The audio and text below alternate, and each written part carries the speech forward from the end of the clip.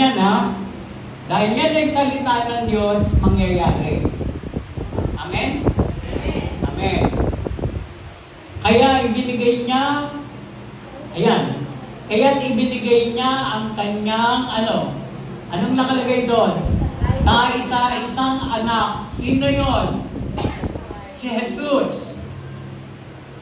Amen? Ang kaisa-isang anak na ibinigay ng Diyos ay si Jesus. Tuloy natin. Upang ang sino mang sumampalataya at maniwala. Yan ang ibig sabihin yan. Kanino? Sa Kanya. Sino na naman yun? Si Jesus pa rin yun. Amen?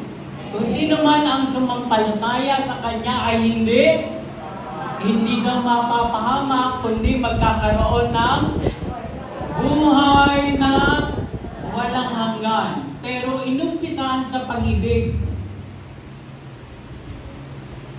Ang galing, Iyan lang yung uunawain mo lang ng konting lawak yan. Para ba yung buhay mo, yung magbibigkas ka na ng salitang salamat.